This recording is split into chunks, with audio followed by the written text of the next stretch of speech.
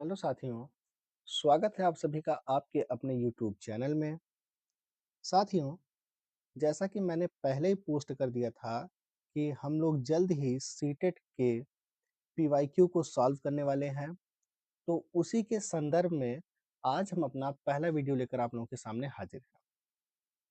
और इसमें हम जो 2024 दिसंबर में सीटेट के जूनियर लेवल के मैथमेटिक्स का जो क्वेश्चन आया हुआ था, उसी क्वेश्चनों को आज हम यहाँ पे सॉल्व करेंगे। तो उम्मीद है कि ये सभी क्वेश्चन आपको समझ में आएँगे। वीडियो पसंद आए तो चैनल को सब्सक्राइब ज़रूर करिएगा। तो चलिए शुरू करते हैं और देखते हैं आज का क्वेश्चन नंबर पहला। क्वेश्चन नंबर पहला दिया हुआ है कि निम्न में से कौन-सी संख्या मानक रूप में लिखी गई है? तो मानक रूप का मतलब हम लोग जानते हैं कि अगर कोई संख्या है, उसको a into 10 to the power अगर हम m के फॉर्म में लिखते हैं, तो वही हमारा मानक रूप होता है। ठीक? तो यहाँ पर जितनी भी संख्याएँ हैं, सब की सब उसी रूप में लिखी हुई हैं, पावर के रूप में। लेकिन हमें ये भी देखना होगा इसमें कि जो हमारा अंक हो, वो 1 अंक के बाद पॉइंट हो, ठीक? तो यहाँ पर पॉइंट के बाद अंक है, तो ये मानक नहीं होगा। यहाँ 1 अंक के बाद पॉइंट है, तो ये मानक हो सकता है। और भी ऑप्शनों को देखते हैं। देखिए, यहाँ पॉइंट नहीं है, तो ये नहीं होगा और ये भी नहीं होगा। तो इसका मतलब है कि जो हमने पहला प्रश्न लिया है, उसका ऑप्शन नंबर 3 हमारा सही आंसर होगा। यानी कि जो हमारी संख्या मानक रूप में लिखी हुई है, वो संख्या है 8.5 into 10 to the power minus 12। ठीक? तो ये पहला क्वेश्चन हमने आसानी से सॉल्व कर लिया। बढ़ते हैं अब अगले क्वेश्चन की तरफ। अगला क्वेश्चन दिया हुआ है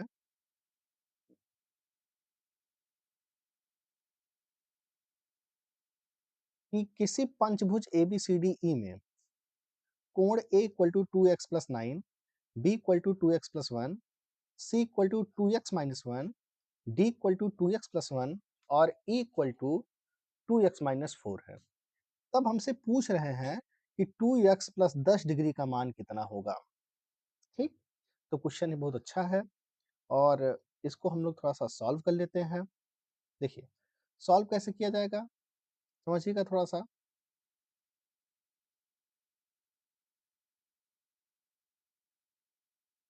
देखिए, सॉल्व करने का तरीका ये है कि ये जो हमारा क्वेश्चन दिया हुआ है, इसको तो पहले हम सब लिख लेते हैं कि क्या-क्या डेटा है हमारे पास। देखिए, हमारे पास दिया हुआ है कि कोण A इज़ इक्वल टू है 2x प्लस 9, कोण B इक्वल टू है 2x प्लस 1, कोण C इक्वल टू है 2x माइनस 1, कोण D इक्वल टू है 2x प्लस 5 और कोण E इक्वल टू है 2x माइनस 4। ठीक? सब डिग्री है, ठीक?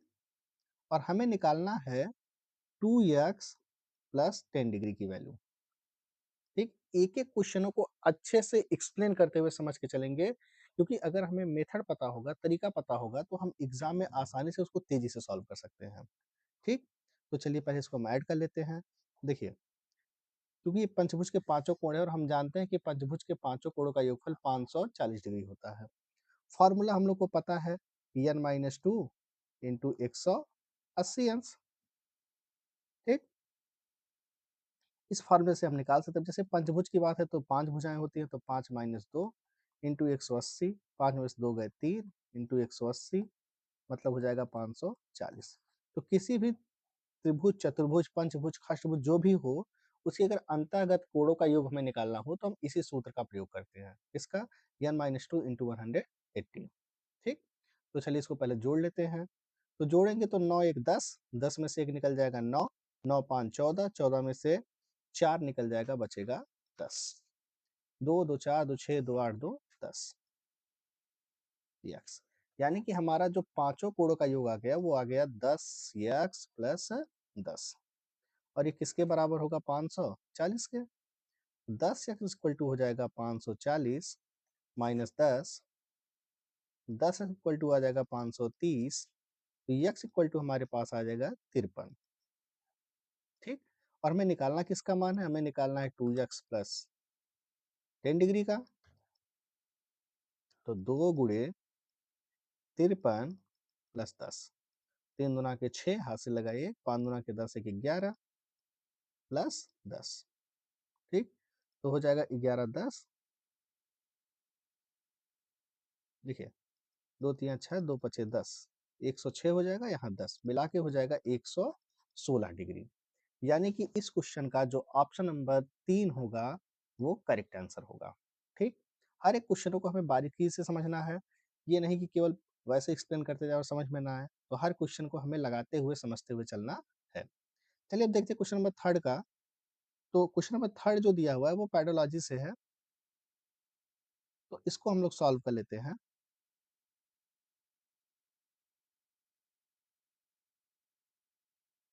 देखिए, क्वेश्चन नंबर 3 अपने पास है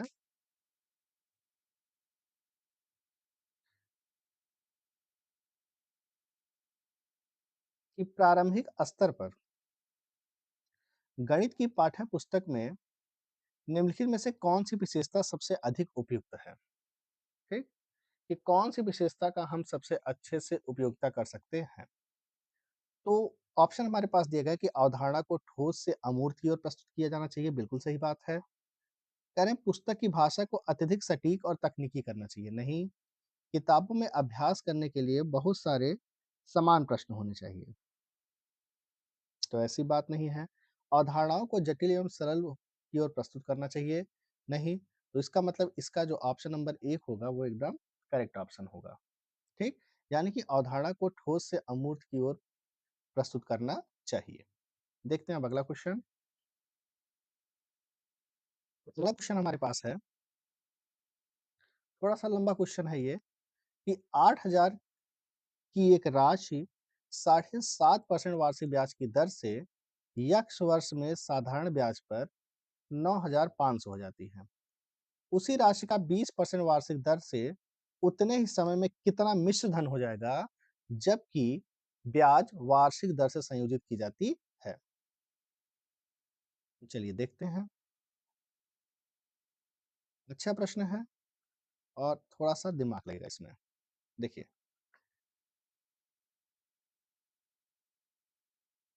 क्वेश्चन को हम अच्छे से समझ लेते हैं। क्वेश्चन अपने पास दिया हुआ है कि 8,000 की एक राशि है, यानी कि जो हमारे पास प्रिंसिपल दिया हुआ है वो 8,000 है।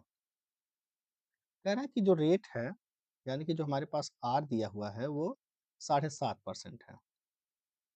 और कह रहे हैं यक्स वर्ष, यानी कि जो टाइम है वो यक्स वर्ष का है।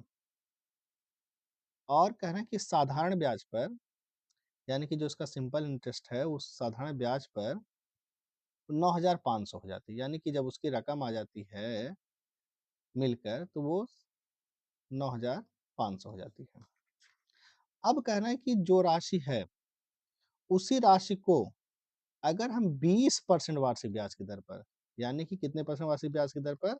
20% वार्षिक ब्याज की दर पर उतने ही समय के लिए कितना मिश्रधन प्राप्त होगा, जबकि ब्याज जो है वो वार्षिक समायोजित की जाती है। ठीक? तो क्वेश्चन थोड़ा-सा बढ़िया है, सटीक है, समझिएगा तब समझ में आएगा। देखिए, सबसे पहले तो हमें यहाँ पर टाइम नहीं दिया हुआ है, तो हमारा पहला काम होगा टाइम निकालेंगे। अब दोनों का अगर हम अंतर निकाल लेंगे तो हमें ब्याज पता चल जाएगा।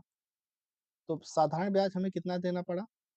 देखिए, टोटल हमारे पास 9,500 है और हमारे पास अमाउंट जो था वो 8,000 का था, यानी कि हमें ब्याज देना पड़ा ₹1,500 का। और ब्याज बराबर आप पढ़े हैं सिंपल इंटरेस्ट में कि मूलधन गुणे दर गुणे समय बटे 100। तो ब्याज हमने दिया 1500 का, मूलधन अपने पास है 8,000 का, उसके बाद दर जो है वो 7.5% की है, समय हमारा यक्स है बटे 100। 2 जीरो से 2 जीरो क्या हुआ? कैंसिल। अब देखिए 1500 बटे 80 गुणे 7.5 बराबर यक्स के।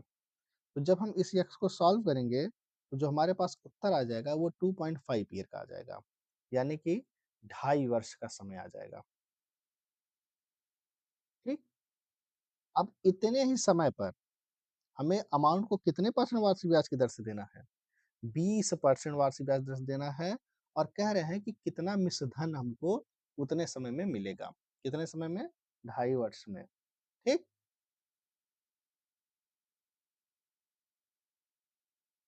अच्छा, तो समय मिल गया हमें 2.5 वर्ष का। अब हम क्या करेंगे कि अब हमें यही अमाउंट को 20% वार्षिक ब्याज की दर से संयोजित करना है। ठीक? और इतने ही समय में करना है और हमें ये पता करना है कि तब हमें कितना पैसा मिलेगा। देखो, अब यहाँ से इस सवाल को लगाने का मैं आपको 2 तरीका देता हूँ। एक तो प्रारंभिक तरीका है, देखिए 2.5 साल का मतलब है कि पहले साल 20%, दूसरे साल भी 20% हमें देना है और तीसरे साल 10% देना है। ठीक? अब हम इन दोनों को एक फ़ॉर्मूला बताया गया है कि अगर 2 समतुल्य ब्याज की राशियाँ हों तो एक्स वाई अपॉन में एक्स वाई, ठीक?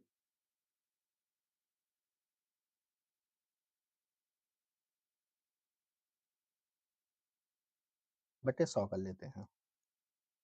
तो एक्स का मान 20 है, वाई का मान 20 है, प्लस 20 गुणे 20 बटे 100, तो 0 से 0 कट गया, 0 से 0 कट गया, 20 20 40, 40 और 4 मिल के आ जाएगा 44। ठीक? अब ये 44% तो हमारा हुआ 2 साल के लिए चक्रवृद्धि के रूप में। अभी और भी हमारे पास 10% बचा हुआ है, मतलब अब समतुल्य में फिर 2% हमें मिल गए। एक तो 44% मिला और एक मिला 10% का। तो 44 प्लस 10, 44 गुणे 10 बटे 100, ये से ये कट जाएगा। 44 10 मिलके हो जाएगा 54 प्लस 4.4, तो 54 और 4 मिलके हो जाएगा 58.4। ये तरीका थोड़ा सा सटीक है और इसी से हम लोग इस क्वेश्चन को लगा लेते हैं। देखिए, अब हमें मिल गया कि हमारा जो इंटरेस्ट हुआ वो हो गया 58.4% का हमें ब्याज देना है। तो ये ब्याज किस पर मिलेगा हमें? मूलधन पे मिलेगा। ठीक? और हमारा मूलधन जो होगा वो हमारे पास कितना दिया हुआ है? 8,000। ठीक ना? तो 8,000 हमारा मूलधन है। तो मूलधन पे हम ब्याज निकालने के लिए थोड़ा-सा यहाँ पे हम शॉर्ट में सॉल्व कर लेते हैं। देखिए, मतलब क्या हो जाएगा कि 8,000 का कितने परसेंट हमको ब्याज मिल रहा है? 58.4 बटे 100। 2 जीरो से 2 जीरो कट जाएगा। जब इनका हम गुणा करा देंगे आपस में, तो हमें मिल जाएगा इसका गुणा 4672। इतना हमें ब्याज मिलेगा। ठीक? और इतना जब हमें ब्याज मिल गया, तो हमारी जो राशि होगी बेटा, यानी कि जो हमारी मिश्र धन होगी, वो साथियों होगी 8,000 हमारा प्रिंसिपल था और इतना हमें ब्याज मिलना था। तो हो जाएगा 8 4 12, 12,672। यानी कि इस क्वेश्चन का जो ऑप्शन नंबर होगा डी, यानी कि चौथा वाला ऑप्शन, इसमें डी नहीं चौथा है, चौथा वाला ऑप्शन इसका करेक्ट होगा 12,672। बढ़ते हैं अब अगले क्वेश्चन की तरफ। तो अब देखते हैं अगला क्वेश्चन। अगला क्वेश्चन दिया हुआ है कि किसी तिर्यक रेखा द्वारा दो समांतर रेखाओं के प्रतिच्छेदन से बने दो कोण 3x-20 और 5x-60 है, तब 4x प्लस 30 डिग्री का मान क्या होगा? ठीक? देखिए, तिर्यक रेखा की बात हो रही है। देखिए, ये दो समांतर रेखाएं हैं, इनको एक तिर्यक रेखा ऐसे काट रही है। तो ये हो गए संगत कोण दो ठो। मान लीजिए एक कोण हमारे पास कितना हो गया? 3x-20 और एक आ गया 5x-60। तो कह रहे हैं कि 4x प्लस 30 डिग्री का मान कितना होगा? ठीक? तो हम लोग जानते हैं, हम लोग छोटी कक्षाओं में ही पढ़ रखे हैं कि जो संगत कोण होते हैं उनका मान आपस में बराबर होता है। यानी कि मैं यहाँ लिख दूंगा क्या, कि 3x माइनस 20 बराबर होगा 5x माइनस 60 के। तो इधर चला आएगा 60, 60 में से 20 निकालूंगा तो आ जाएगा 40। 5x माइनस 3x, ये हो जाएगा 2x बराबर 40। तो काट दूंगा तो x का मान आ जाएगा 20। अब हमें मान किसका निकालना है? हमें निकालना है 4x प्लस 30 का। तो 4x का मतलब 4 गुणे 20 प्लस 30। 4 दूना के 8, 80 प्लस 30 तो आ जाएगा 110 डिग्री, यानी कि इसका ऑप्शन नंबर 3 सही होगा। ठीक? प्रश्न सारे ही अच्छे थे, बस थोड़ा-सा दिमाग लगा के उनको सॉल्व करना है। ठीक? और इस पेपर में जिसने भी थोड़ा-सा दिमाग लगाया होगा, उसका आसानी से मुझे पता है कि निकल चुका होगा अब तक। ठीक? और इसीलिए आप लोग भी खूब बढ़िया से समझिए, खूब बढ़िया से देखिए और हम आपको निरंतर पीडीएफ क्लासेस सारी चीज़ें प्रोवाइड होती रहेंगी। देखिए, अब बढ़ते हैं अगले क्वेश्चन की तरफ। अगला क्वेश्चन अपने पास दिया हुआ है, निम्नलिखित में से किसका उपयोग विद्यार्थियों में समस्या समाधान की योग्यता, मापन की योग्यता, प्रयोगात्मक योग्यता आदि का रिकॉर्ड रखने के लिए किया जाता है? ठीक? तो ये पेडोलॉजी से रिलेटेड क्वेश्चन है। अब इसमें देखिए 4 ऑप्शन दिया है, शिक्षक डायरी, संचयी रिकॉर्ड, रिपोर्ट कार्ड और उपन्यात्मक रिकॉर्ड। तो शिक्षक डायरी क्या होती है? आप लोग अच्छी तरह जानते हैं कि जो शिक्षक डायरी होती है, वो आम तौर पर शिक्षण का अनुभव को प्रतिबंधित करने के लिए बनाई जाती है। ये शिक्षकों द्वारा डायरी बनाई जाती है, इसमें बच्चों का कोई मतलब नहीं होता। संचयी रिकॉर्ड, संचयी रिकॉर्ड का मतलब ये होता है कि इसमें बच्चे के पूरे सत्र का रिकॉर्ड रखा जाता है। ठीक? यानी कि उसका first term, second term, fourth term जैसा भी टर्म है, उन सभी का रिकॉर्ड इसमें रखा जाता है। रिपोर्ट कार्ड जिसे हम लोग रिजल्ट भी कहते हैं, तो वो एग्ज़ाम के थ्रू मिलता है। तो बचा है उपन्यात्मक रिकॉर्ड, ठीक? यानी कि इसमें छात्र के व्यवहार और विशिष्ट घटनाओं की हमें जानकारी मिलती है, तो इसका ये ऑप्शन नंबर 4 सही होगा। ये तीनों ऑप्शन इसके रिलेट नहीं करेंगे, ठीक? तो अब बढ़ते हैं अगले क्वेश्चन की तरफ। अगला क्वेश्चन और अच्छा हुआ उसके लिए रफ वर्क हमें मिल चुका है। तो देखिए, अगला क्वेश्चन कह रहे हैं कि किसी समलंब एबीसीडी, तो पहले तो हम एक समलंब बना लेते हैं, ठीक? कह रहे हैं एबीसीडी के बीच की दूरी 12 सेंटीमीटर, मतलब ये हमारी 12 सेंटीमीटर है। नाम दे दीजिए इनका ए, बी, सी और डी, ठीक? अब कह रहे हैं कि ए बी जो है वो छोटा है सी डी से, तो वो हम पहले मेंशन कर चुके हैं और सी डी हमारा 24 सेंटीमीटर है, यानी कि यहाँ से यहाँ तक की जो हमें लेंथ दी गई है वो 24 सेंटीमीटर की है। और कह रहे हैं कि ए डी और बी सी, ए डी ये वाली भुजा, ये वाली तिर्यक वाली भुजा, ये अपने पास 13 सेंटीमीटर है इधर भी और इधर भी 13 सेंटीमीटर का स्लोप है। तो कह रहे हैं कि इस समलंब का क्षेत्रफल क्या होगा? तो समझिएगा थोड़ा-सा।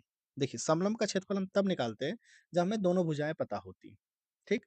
और उनके बीच की दूरी। तो दूरी पता है, नीचे वाली भुजा पता है, तो हमारा काम होगा सबसे पहले हम ऊपर वाली भुजा का मान निकालें। तो इसके लिए हमें एक लंब डालना पड़ेगा यहाँ पर, जो कि 90 अंश का कोण बनाएगा। अब ये 12 है, ये 13 है, तो ज़ाहिर-सी बात है कि पाइथागोरस थ्योरम से ये कितना आ जाएगा 5 और इधर भी ये पाइथागोरस के थ्योरम से कितना आ जाएगा 5। तो 5, 5 10 हो गया। अब यानी कि जो ऊपर वाली भुजा है वो नीचे वाले से 10 कम हो जाएगी, यानी कि 24 में से 14 निकाल देंगे, 24 में से 10 निकाल देंगे सॉरी, तो बचेगा कितना अपने पास 14 सेंटीमीटर।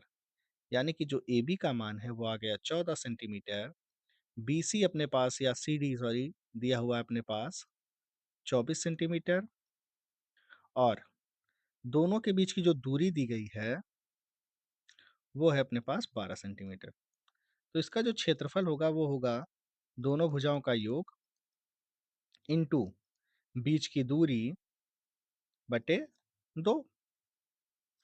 तो 2 से काट देंगे, 2 छंग 12, 4 4 8, 2 1 3, गुणे 6, 8 छंग 48 की 8, हाथ से लगा 4, 6 त्रिक 18, 18 और 4 22। यानी कि इसका जो क्षेत्रफल होगा वो होगा 228 सेंटीमीटर स्क्वायर। ठीक? तो उम्मीद है कि क्वेश्चन आपको समझ में आया होगा अच्छे से। बढ़ते हैं अगले प्रश्न की तरफ। जितना आसान, जितना तरीके से आपको ये सॉल्यूशन दे दिया जा रहा है, शायद ही है कि आपको किसी चैनल पे इस तरह का सॉल्यूशन इतनी आसानी से प्रोवाइड हो जाए।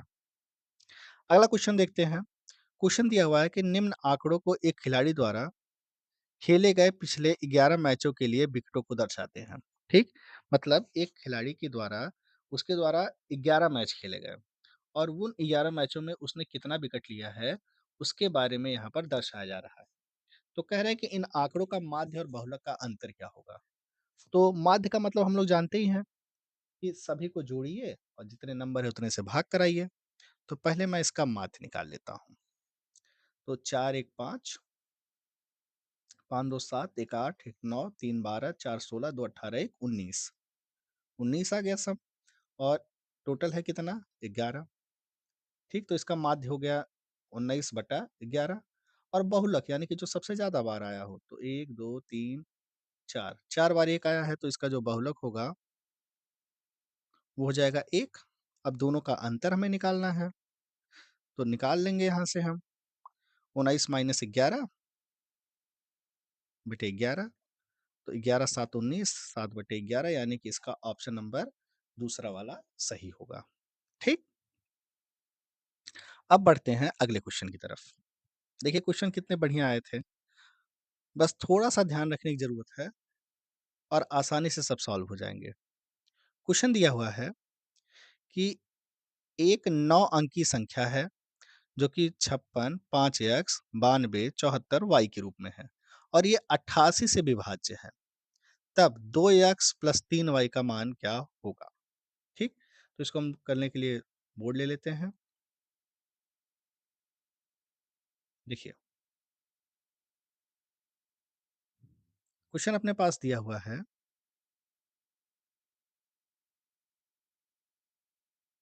56, 5x, 92, 74 y और ये कह रहे हैं कि 88 से विभाज्य है।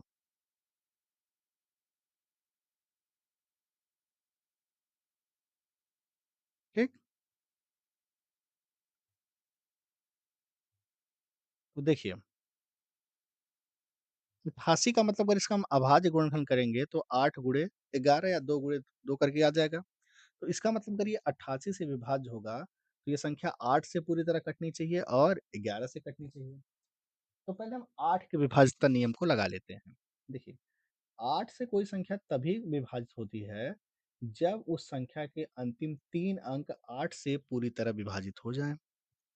तो सबसे पहले मैं ले लेता हूँ 74y को और इसको डिवाइड कराता हूँ 8 से। तो जब मैं इसको 8 से डिवाइड कराऊँगा, तो 8 9 72, 2 आ जाएगा, यहाँ y हो जाएगा। अब अगर मुझे इसको काटना होगा, वो भी 2 के फॉर्म में, यानी कि दहाई का अंक 2 हो, तो एक ही टेबल है 8 त्रिक के 24, तभी ये कटेगा। इसका मतलब जो y का मान है, अगर 88 से हम विभाज्यता चेक कर रहे हैं, तो y का मान हमारे पास कितना होना चाहिए? 4, तो 1 पॉइंट हमें मिल गया। अब दूसरी बात, हमें किससे विभाज्यता इसकी करानी है? 11 से। तो 11 का विभाज्यता का नियम ये है कि अगर कोई संख्या 11 से विभाज्य हो रही है, तो उनके एकांतर संख्याओं का अंतर 11 से विभाज्य होना चाहिए। तो देखिए एकांतर संख्याओं के योग का अंतर, पहले तो एकांतर संख्याओं को हम ले लेते हैं, ये हो गई संख्या। फिर जो छोटी है उनको ले लेते हैं। देखिए ऊपर वाले को जोड़िए सबको, 5 5 10, 10 9 19, 19 7 28, 19 7 26, 26 और y का मान 4 आया है, तो 26 4 ऊपर वाला हो गया 30 और नीचे वाले को जोड़ लेते हैं, 6 प्लस x, 6 2 8, 8 4 12, 12 प्लस x हो गया नीचे वाला। अब दोनों का अंतर कर लेते हैं, तो 30 माइनस 12 माइनस x, तो 30 में से 12 जाएगा, 18 माइनस कितना हो जाएगा? x। अब हमें 11 से विभाज्य कराना है, मतलब ये जो हमारा अंतर आएगा वो 11 से विभाज्य होगा। तो इसका मतलब हम x का ऐसा क्या मान रखें कि ये जो हमारा 18 है, वो 11 से विभाज्य हो जाए। तो ज़ाहिर-सी बात है कि हमें x का मान 7 रखना होगा, क्योंकि 7 रखेंगे तभी क्या बचेगा? 11। तो यानी कि यहाँ पर हमारा जो x का मान आ गया, वो कितना आ गया? 7 आ गया। अब हमसे पूछे हैं ये 2x + 3y का मान। तो 2x का मान 2 गुणे 7, 3y का मान 3 गुणे 4, 2 सते 14, 4 तियाँ 12, 14 12 हो जाएगा 26। यानी कि इस क्वेश्चन का जो ऑप्शन नंबर 2 है, वो एकदम सही उत्तर होगा। ठीक? और उम्मीद है कि ये विभाज्यता का नियम आपको समझ में भी आया होगा। बढ़ते हैं अगले क्वेश्चन की तरफ।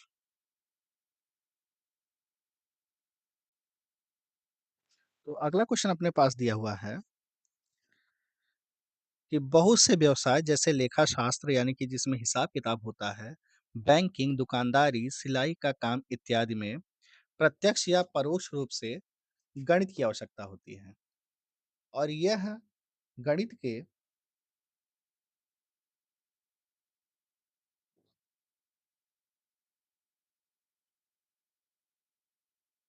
मूल्यों की व्याख्या है। कौन से मूल्यों की व्याख्या है? कि व्यावसायिक है, कि विशेषात्मक है, सांस्कृतिक है, कि उपयोगितावादी है। ठीक? तो हमारे पास 4 ऑप्शन हैं।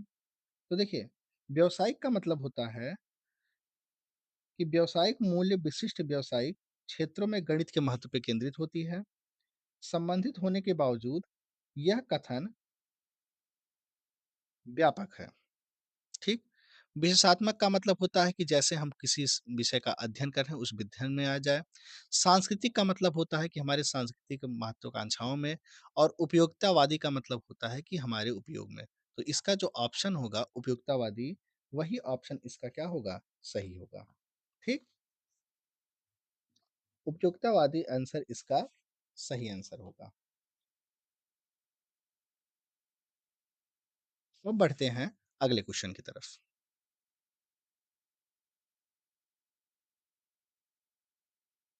तो अगला क्वेश्चन अपने पास दिया हुआ है, रेखा AB पर स्थित O एक बिंदु है।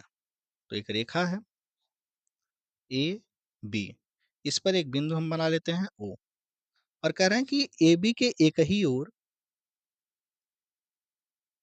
दो किरणें ओसी और ओडी इस प्रकार हैं कि ओसी लंब है ओडी पर, ठीक ना? ओसी लंब है ओडी पर, तो यहां से हम ओसी कर लेते हैं, ओसी और ओ डी, और ये एक दूसरे पर लंब है यानी कि इनके बीच का जो कोण है वो 90 अंश का है। अब कह रहे हैं कि यदि कोण ए ओ सी यक्स है और बी ओ डी 3 यक्स है, कोण BOD किसके बराबर है? तो बहुत सिंपल सा क्वेश्चन है, एक रेखा की बात हो रही है। तो हम जानते हैं कि एक रेखा पर सदैव 180 अंश का कोण बनता है, तो सिंपल सा जोड़ लिया जाए। 3 एक 4 एक्स, 180 में से जाएगा 90 तो 90 हो जाएगा, तो आ जाएगा 45/2। अब 45/2 को हम 22.5 भी कहते हैं, ठीक? तो यानी कि इसका ऑप्शन नंबर 2 वाला इज राइट आंसर। ठीक? बढ़ते हैं अगले क्वेश्चन की तरफ।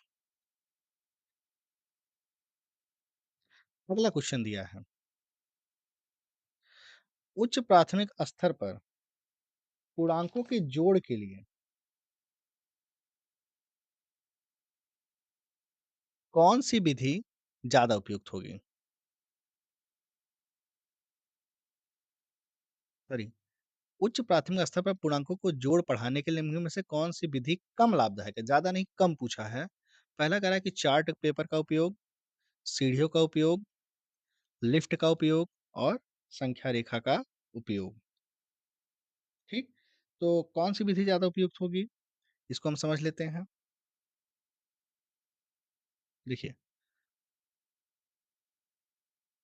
ज्यादा की अगर हम बात करें तो चार्ट पेपर का उपयोग करना उचित है, सीढ़ियों का उपयोग करना उचित है, संख्या रेखा का भी उपयोग करना उचित है।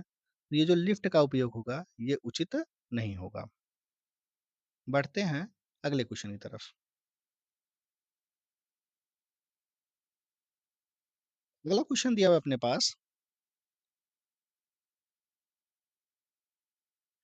इस क्वेश्चन को थोड़ा-सा आप लोग देख लीजिएगा, जहाँ तक है, थोड़ा-सा संदेहात्मक है ये। बढ़ते हैं अगले क्वेश्चन की तरफ। अगला क्वेश्चन अपनी तरफ दिया हुआ है कि x - 4 upon 7 - 1 is equal to 5 - x upon 3 plus x।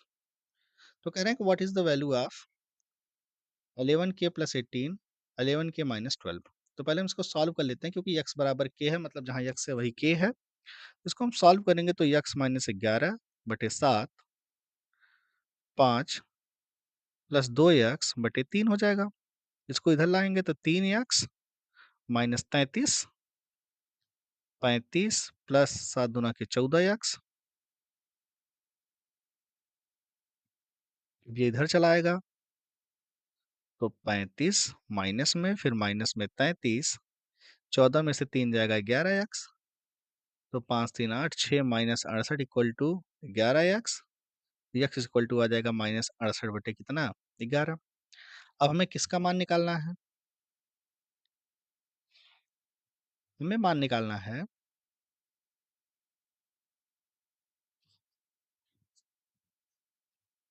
11k plus 18 upon 11k minus 12 का।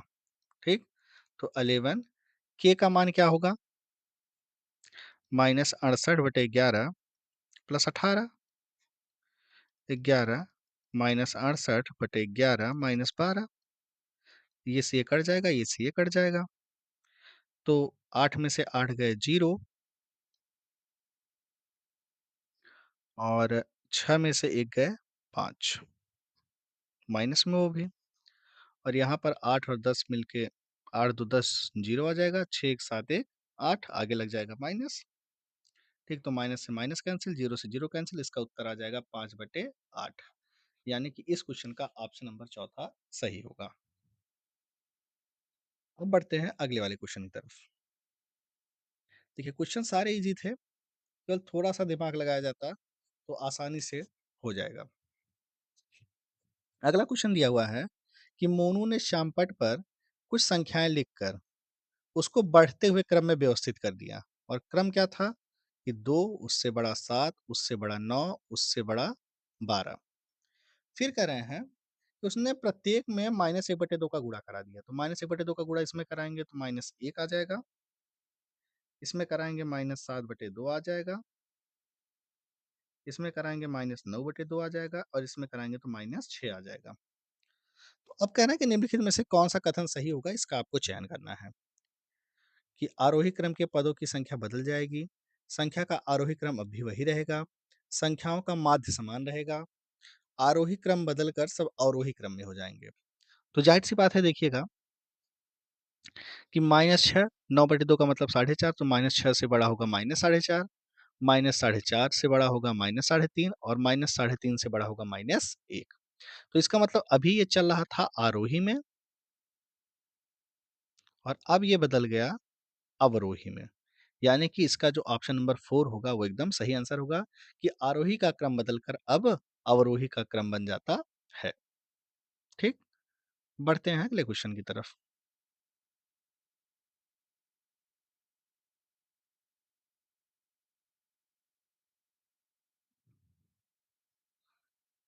देखिए, अगले क्वेश्चन में कह रहे हैं निम्नलिखित में से क्या गणित आके जाने वाले विद्यार्थियों की महत्वपूर्ण क्षमताओं को निरूपित करता है। देखिए, इसमें पहला ऑप्शन दिया है गणित संबंधों को समझने के लिए अमूर्तता का उपयोग करने की क्षमता देता है, बिल्कुल सही बात है। पाठ्य पुस्तक में दिए हुए सभी सूत्रों को याद करने की क्षमता देता है, बिल्कुल गलत बात है। दैनिक जीवन की परिस्थितियों से संबंधित समस्याओं को हल करने के लिए गणितीय अवधारणाओं का अनुप्रयोग करने की क्षमता, बिल्कुल सही बात है। गणित में पूरे अंक को प्राप्त करने की क्षमता, गलत बात है। तो जाहिर-सी बात है, इसका जो ऑप्शन नंबर 2 होगा वो सही ऑप्शन होगा, यानी कि ए और सी वाला ऑप्शन इसका सही होगा। बढ़ते हैं अगले क्वेश्चन की तरफ।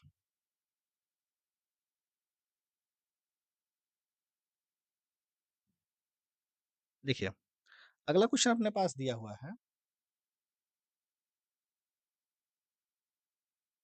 किसी वस्तु का क्रय मूल्य ₹750 है, ठीक?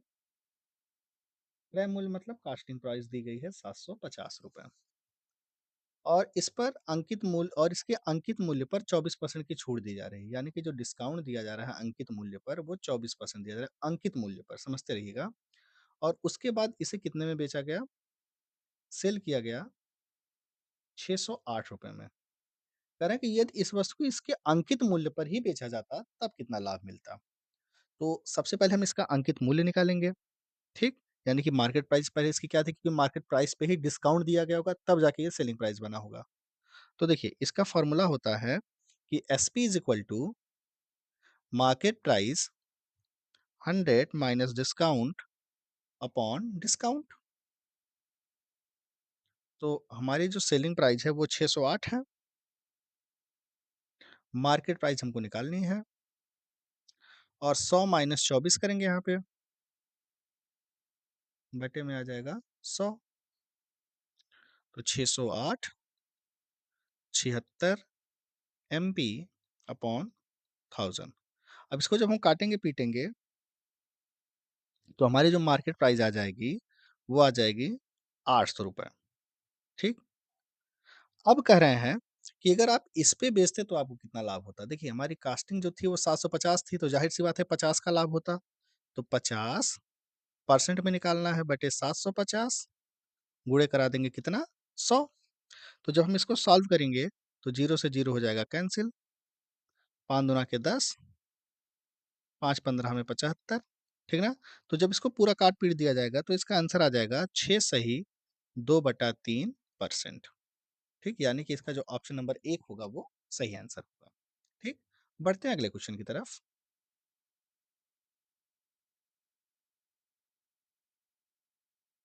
और निरंतर मेहनत और प्रयास ही आपको सफलता दिला सकती है। तो क्वेश्चन अब दिया हुआ है कि 310 96 भागे 2704 फिर भागे 2 प्लस 0.6738 0.63 0.059 माइनस 0.79 का मान किसके बराबर होगा। ठीक, तो बहुत सिंपल क्वेश्चन है, ज़्यादा इसमें कोई माथापच्ची नहीं है। इसको यहीं से हम थोड़ा सा शॉर्ट कर देते हैं। तो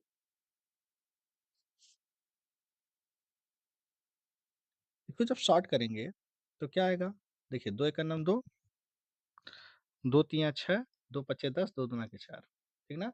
अब 1352 से भाग कराना है कितने में, 31,096 में। तो जब हम इस पे भाग कराएंगे तो आप लोग करा लीजिएगा, बार 23 जाएगा। कितना बार जाएगा, 23 जाएगा। प्लस अब ये जो हमारे जितने पॉइंट्स हैं इन सबको जब हम जोड़ लेंगे, तीनों को ऐड कर लेंगे और इसको माइनस कर लेंगे तो वो आ जाएगा 0.5728, और सबको जब ऐड कर लेंगे तो जाहिर सी बात है कि 23.5728 हो जाएगा हमारा उत्तर, यानी कि इसका ऑप्शन नंबर पहला सही होगा। ठीक, बढ़ते हैं अगले क्वेश्चन की तरफ। अगला क्वेश्चन अच्छा क्वेश्चन है। क्वेश्चन दिया हुआ है कि संख्याएं 12 से लेकर 71 कार्डों पर लिखकर एक डिब्बे में डाल दी जाती है। याद रखिएगा कि एक कार्ड पर केवल एक संख्या लिखी गई है तथा फिर इस डिब्बे में बिना अंदर देखे एक कार्ड निकाला जाता है। तो इस बात की क्या प्रायिकता है कि निकाला गया कार्ड एक ऐसी संख्या है जो कि अभाज्य नहीं है। ठीक, तो सबसे पहले हम जान लेते हैं कि इसमें कुल कितनी संख्या है 12 से 71 के बीच में। 71 तक कुल कितनी संख्या है, तो 71 से 12 अगर मैं घटाऊंगा तो आ जाएगा अपने पास कितना, 59। और तरीका यह है कि जितनी संख्या आएगी उसमें एक जोड़ लिया जाएगा, मतलब कुल संख्या का अंक हो गया बेटा हमारे पास 60। ठीक, और अब मैं 60 में ये पता करूंगा कि कितनी अभाज्य संख्या है, तो उन अभाज्य संख्याओं को यदि मैं घटा दूंगा तो मुझे भाज्य संख्या मिल जाएगी। तो इसके लिए एक फॉर्मूला है, याद रखिएगा कि 442 232 232 1। ठीक, ये मतलब है कि 0 से 10 में 4 अभाज्य संख्या, 10 से 20 के बीच में 4 अभाज्य संख्या, 20 से 30 के बीच में 2 अभाज्य संख्या, फिर 2 अभाज्य संख्या, ऐसे करते-करते 100 तक है। यानी कि 91 से 100 के बीच में 1 अभाज्य संख्या होती है। तो ये फ़ॉर्मूला आप लोग याद कर लीजिएगा। अब हमसे पूछ रहे हैं कि 12 से, तो ध्यान दीजिएगा 1 अभाज्य संख्या हमारी छोड़ दे रहे हैं ये 11 वाली, और यहाँ 71 मतलब 1 अभाज्य संख्या हमारी बढ़ा दे रहे हैं। तो मतलब नियम हमारा वही रहना है। ठीक? तो ये लेना है हमको 10 से 20, 20 से 30, 30 से 40, 40 से 50, 50 से 60, 60 से 70। तो जरा ऐड करिए, 4 2 6, 6 2 8, 8 3 11, 11 2 13, 2 15, यानी कि अभाज्य संख्याओं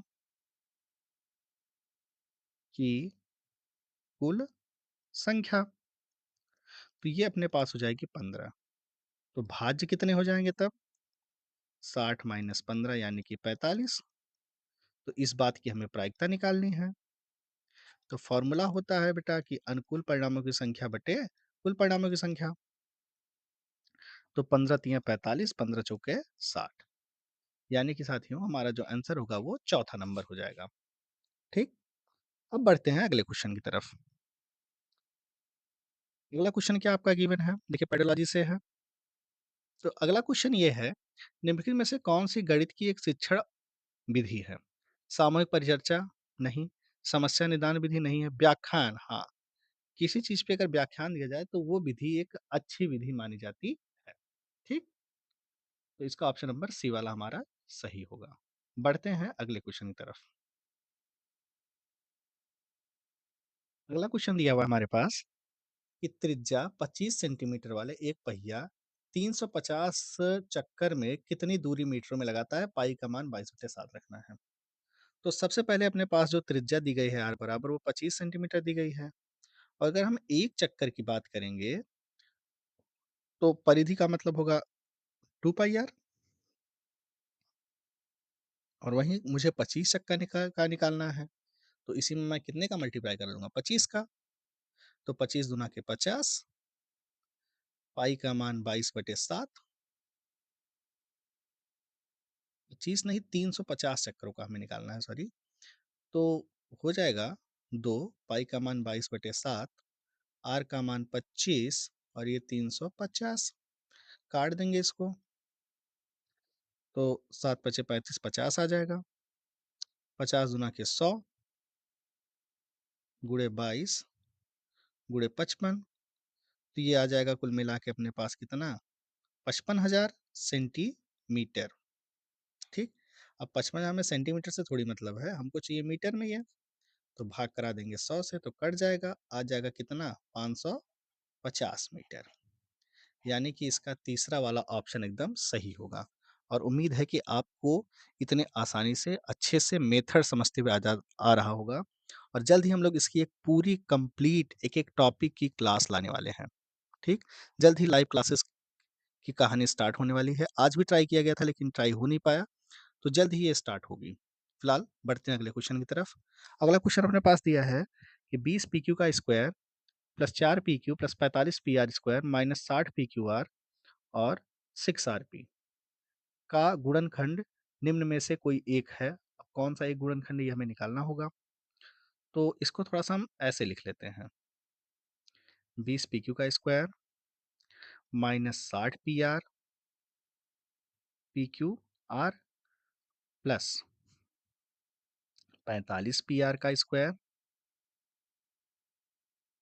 plus 4 PQ minus 6 R P. अब इनमें अगर हम चाहें तो 5 को कॉमन कर सकते हैं। 5 को पी को और 5 पी को कॉमन कर लेते हैं।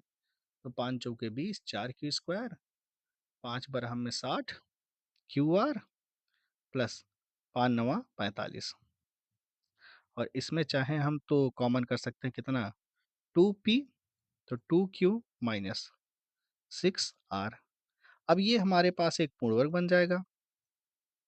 तो 2 क्यू माइनस 3 आर का स्क्वायर इसी का पूर्ण वर्ग बन जाएगा ना, क्योंकि 2 का स्क्वायर कर देंगे, 3 का स्क्वायर कर देंगे, ये 2ab के फॉर्म में आ जाएगा। आगे माइनस है तो माइनस का स्क्वायर, तो 2q माइनस 3r। अब हम ये कॉमन कर सकते हैं। ठीक? तो जो बचेगा वो आगे मैटर आ जाएगा हमारा। तो इसका जो ऑप्शन नंबर दूसरा वाला होगा वो सही होगा, क्योंकि हमें इसको नहीं सॉल्व करना, हमें ये बताना था कि इसका कौन-सा एक फैक्टर होगा। तो कॉमन कर लेंगे तो एक फैक्टर हो ही जाएगा और हमारे ऑप्शन से मैच कर लिया। तो बाकी हमें करने की कोई ज़रूरत नहीं है। ठीक? अब बढ़ते हैं अगले क्वेश्चन की तरफ। देखिए पेडोलॉजी का एक अच्छा क्वेश्चन। क्वेश्चन है कि आकलन के लिए निम्नलिखित में से कौन-सा कथन सही है? ठीक ना? तो कौन-कौन सा कथन सही है देखिए, पाठ्यक्रम पूरा होने के बाद ग्रेड देने के लिए रचनात्मक आकलन का प्रयोग करना चाहिए। ठीक? दूसरा ऑप्शन अपने पास है,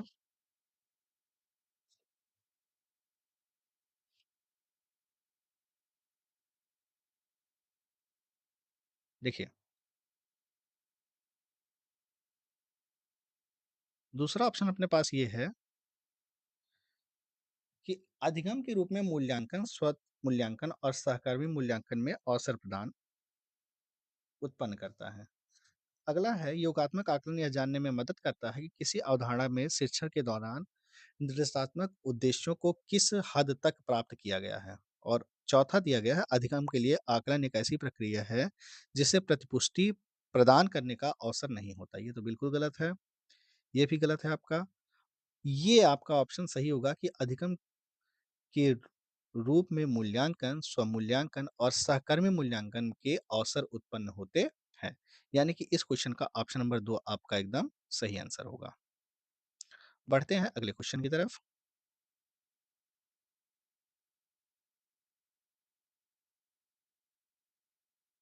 देखिए, अगला क्वेश्चन क्या कह रहा है? अगले क्वेश्चन में आपको एक कथन दी गई है और कथन क्या कह रहा है कि क्षेत्रमिति की समस्याओं को हल करने के लिए अनामिका अवधारणात्मक त्रुटि करती है। ठीक? एक बच्ची अनामिका है जो कि एक अवधारणात्मक त्रुटि करती है। अब उसके लिए 2 कार्रवाई की जा रही है और आपको ये सोचना है कि वो कार्रवाई में कौन-सी कार्रवाई सही है। पहला कह रहे हैं कि शिक्षिका अनामिका को बहुत सारे व्यावहारिक और दृश्यात्मक अभ्यास कराने को देती है। ये तो बड़ी अच्छी बात है। ठीक? दूसरा कह रहे हैं कि शिक्षिका खुले सिर वाले प्रश्न देकर चर्चा के अवसर प्रदान करती है। ये भी सही बात है। तो इसका मतलब होगा कि कार्रवाई 1 और 2 दोनों ही सही कार्रवाई हैं। ठीक? तो बाकी ऑप्शन के पास जाने की कोई ज़रूरत नहीं है। बढ़ते हैं आगे की तरफ। देखिए अगला क्वेश्चन फिर से थोड़ा-सा कैलकुलेटिंग वाला कि PQRX एक समांतर चतुर्भुज है। तो एक समांतर चतुर्भुज हम बना लेते हैं। PQR और S। अब कह रहे हैं कि जो PQ है वो 4x प्लस 1 है, जो RS है वो 25 है। PS अपने पास दिया हुआ है 3y माइनस 1 और जो QR है वो 26 सेंटीमीटर है। तो हमसे पूछ रहे हैं 2x प्लस 3y का मान। तो ज़ाहिर-सी बात है कि अगर समांतर चतुर्भुज अगर ये हैं, तो इनकी आमने-सामने की भुजाएँ बराबर होंगी। तो ये 24 हो जाएगा, तो 4 छंग 24 ये इक्वल टू कितना आ जाएगा? 6 आ जाएगा। तो 3y माइनस 1 बराबर 26, 3y बराबर 27, तो 3 नवा 27, तो y का मान कितना आ जाएगा? 9। हमें मान निकालना है 3x प्लस 2y का। तो 3 गुणे 6, 2 गुणे 9, तो 6 त्रिक 18 प्लस 9 दूना के 18, 18, 18 मिलके हो जाएगा 36। यानी कि इस क्वेश्चन का जो आंसर होगा वो 36 होगा।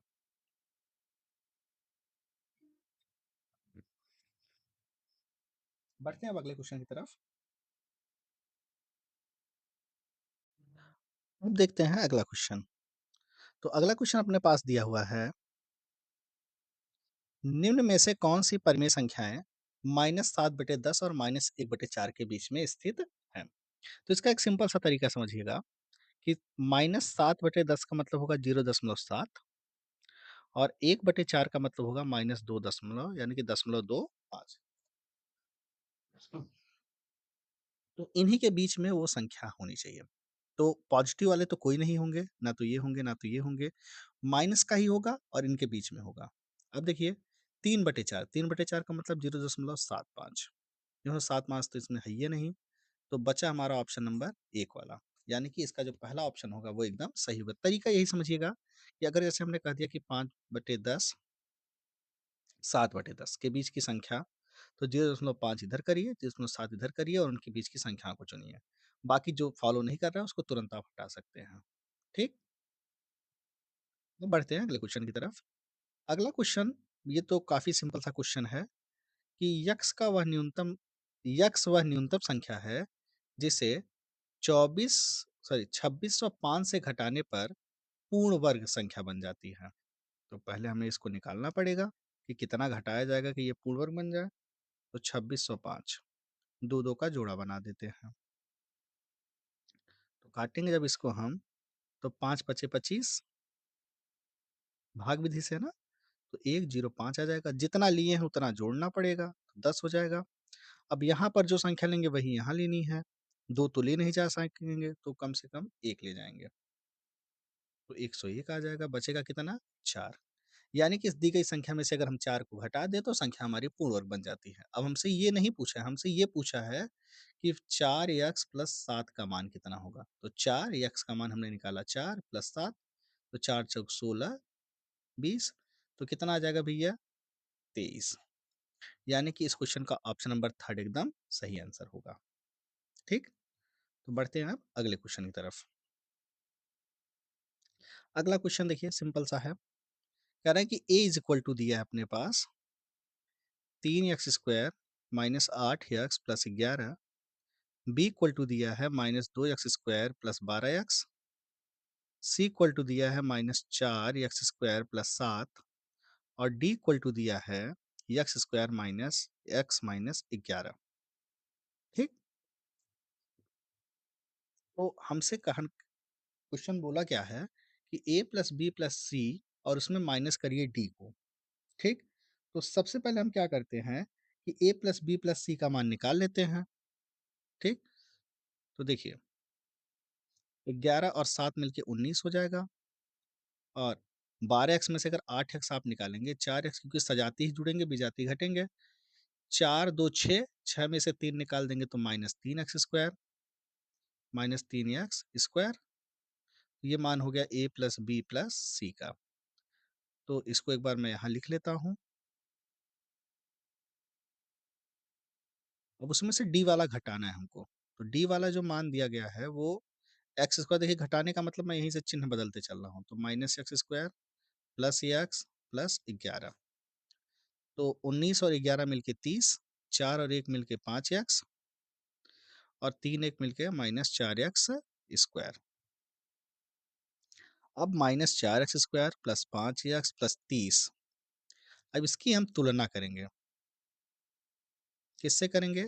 ax² प्लस bx, देखिए क्या दिया है ये चलेगा हम लोग द्विघात में, इससे हमें तुलना करनी है कि px² plus qx plus r से, तो p का मान आ जाएगा -4, q का मान आ जाएगा 5 और r का मान आ जाएगा 30। अब तीनों को हमें जोड़ के बताना है, तो 30 5 35, 35 में से 4 जाएगा तो बचेगा 31।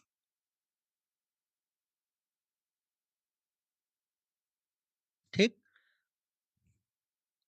यहाँ देखिए यहाँ 11 7 18 होगा, तो 18 यहाँ जाएगा तो यहाँ 29 हो जाएगा। ठीक, तो ये 29 होगा, तो 29 5 34, 34 में से 4 आप निकाल देंगे तो 30 आ जाएगा।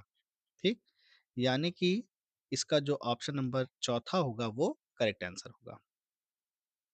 अब बढ़ते हैं अगले क्वेश्चन की तरफ। अगला क्वेश्चन कह रहे हैं कि नीतू हमेशा परिवर्तन की पहचान करने में उलझन में रहती है।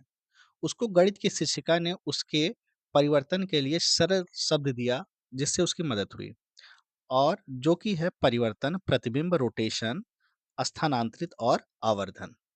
तो ऊपर दिए गए हर परिवर्तन के अर्थ को निम्नलिखित में से कौन सा सही क्रम निरूपित करता है? पलटना, फिसलना, घुमाना या बड़ाकार। देखिए परिवर्तन पलटना नहीं होगा।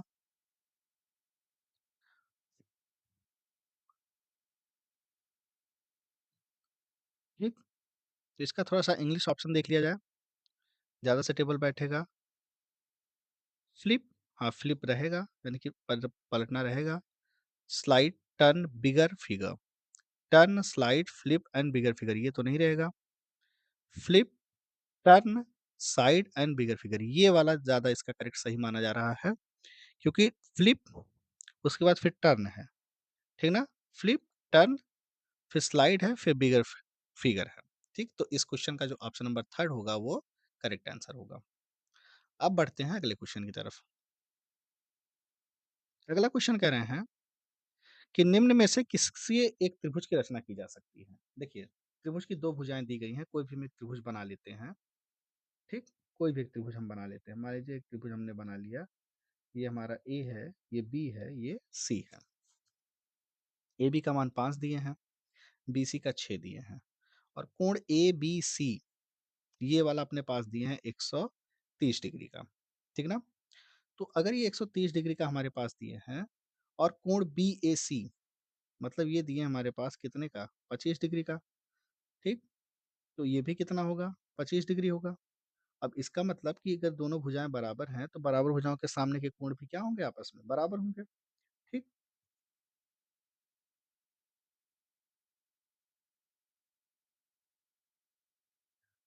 तो यहाँ पर 5 है, ये हमारी रेखा और ये हमारी रेखा। कहने का मतलब यहाँ 130 है तो इसके बराबर में ये भी होना चाहिए 5, ये 5 नहीं है, इसका मतलब पहला वाला हमारा ऑप्शन सही नहीं है। दूसरे पे आते हैं, 3 है, 4 है, 7 है, तो त्रिभुज का नियम है कि 2 भुजाओं का योग सदैव तीसरी भुजा से बड़ा होना चाहिए। तो ये भी पालन नहीं कर रहा, ये तो बराबर आ जा रहा है। 8वां तीसरा देखिए, 8 दिया है, 4 दिया है, कोण बीसीए बराबर 90 अंश दिया है और इसका 60, मतलब ये एक समकोण त्रिभुज बना रहा है। देखो, कोण बीसीए मतलब सी वाला पॉइंट 90 अंश आपका है। एबीसी मान लो यहाँ ए है, यहाँ बी है। ये मान लीजिए आपका बी वाला 60 डिग्री दिया है और यहाँ ए बी जो आपका है वो 8 दिया है और जो बी सी दिया है वो 4 दिया है। तो पाइथागोरस का प्रमेय थोड़ा लगाते हैं हम लोग, तो 64 माइनस 4 चौक 16, तो 14 में से 6 गए 8, 5 में से 1 गए 4, तो 8 संग 48, ठीक। तो करीब 7 सते 49 होता है, तो ये 7 49 से कम ही है। तो इसका मतलब है कि यहाँ पर दो भुजाओं का योग सदैव तीसरी भुजा से अगर छोटा, मतलब कि तीसरी भुजा से बड़ा है, तो इसका मतलब ये वाला हमारा ऑप्शन सही होगा, ठीक। यानी कि इस क्वेश्चन का ऑप्शन नंबर थर्ड जो होगा वो एकदम राइट आंसर होगा। एक बार समझिएगा थोड़ी सी बात को। अगर मान लीजिए ये 6.9 करके समथिंग आ रहा है, तो 6 4 10 हुआ, यानी कि दो भुजाओं का जो योग है वो सदैव तीसरी भुजा से बड़ा है, ठीक। और दूसरा तरीका अगर हम लगाना चाहें तो हमारा एक भुजा सबसे बड़ा है जो कि कर्ण का काम कर रहा है और जो कि 90 अंश के सामने वाली भुजा है, बाकी शेष दोनों भुजाएं उससे कम है। तो इसका मतलब होगा कि पाइथागोरस के प्रमेय का सत्यापन भी हो रहा है, तो इसका ऑप्शन नंबर थर्ड जो होगा वो राइट आंसर होगा। अब बढ़ते हैं अगले क्वेश्चन की तरफ। देखिए,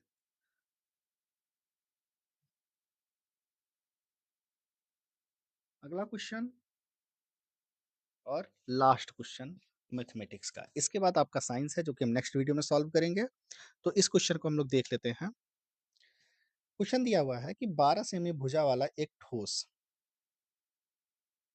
को छोटे घनों में काटा गया जिसकी प्रत्येक भुजा 14 सेंटीमीटर है। तो पहले तो और फिर क्या बोल रहे हैं, क्वेश्चन पहले पढ़ लिया जाए कि प्रारंभिक घन के कुल पृष्ठीय क्षेत्रफल तथा इस प्रकार बनाए गए नए छोटे घन के कुल पृष्ठीय क्षेत्रफलों के बीच में क्या संबंध है। तो सबसे पहले ये तो हम निकाल लें कि कितना छोटा पृष्ठीय क्षेत्रफल है। तो बड़े घन का आयतन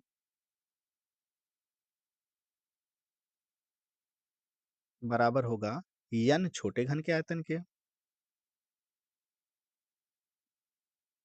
तो बड़े घन का आयतन अपने पास 12 गुणे 12 गुणे 12, भाई भुजा घाते 3 होता है। यहाँ भी ए डैश मान लेते हैं या A1 मान लेते हैं घाते 3 और उसमें n का मल्टीप्लाई, और इसको मैं डाइट बटे में भेज दे रहा हूँ। प्रत्येक भुजा छोटी वाली 4 है। 4 तियां 12, 4 तियां 12, 4 तियां 12, तो 3 त्रिका 9 त्रिक 27 बराबर, यानी कि कितने छोटे घन काटे गए हैं, n छोटे घन काटे गए हैं। तो अब इनके पृष्ठीय क्षेत्रफलों में क्या संबंध है। तो पहले तो मैं निकालता हूँ बड़े घन का पृष्ठीय क्षेत्रफल। तो 6 गुणे भुजा का स्क्वायर यानी कि 12 का स्क्वायर, 12 बरहम में 144, ठीक। जब मैं गुणा करा दूंगा तो 144 गुणे 6 हो जाएगा आपका 864 सेंटीमीटर स्क्वायर। अब निकाल लेता हूं मैं इस साइड में कि 27 छोटे घनों का कुल पृष्ठीय क्षेत्रफल, तो ये हो जाएगा 27 गुणे 6 गुणे 4 का क्यूब। तो जब हम इसको सॉल्व करेंगे तो ये हमारे पास आ जाएगा 2592। और अब कह रहे हैं कि नया पृष्ठीय क्षेत्रफल पुराने का कितने गुना है। तो जब हम इसका भाग कराएंगे तो आपको बता दें कि 3 बार में ये पूरी तरह से विभाजित हो जाएगा। तो इसका मतलब देखिए पहला ही ऑप्शन अपना दिया हुआ है कि नया कुल पृष्ठीय क्षेत्रफल प्रारंभिक पृष्ठीय क्षेत्रफल का 3 गुना हो जाएगा, मतलब यही वाला हमारा उत्तर एकदम सही होगा, ठीक। तो उम्मीद है कि आज की क्लास आपको पसंद आई होगी, ठीक। और इसका डिटेल आगे का सॉल्यूशन भी आपको आगे के वीडियो में मिलेगा। और मैथ की क्लासेस भी आपकी सीटेट की इसी पे जल्द ही टॉपिक वाइज़ स्टार्ट होंगी। तो चैनल से आप लोग जुड़ जाइए और आज का वीडियो यहाँ तक देखने के लिए धन्यवाद। Thank you so much done, thank you so much watching, subscribe करना ना भूलें।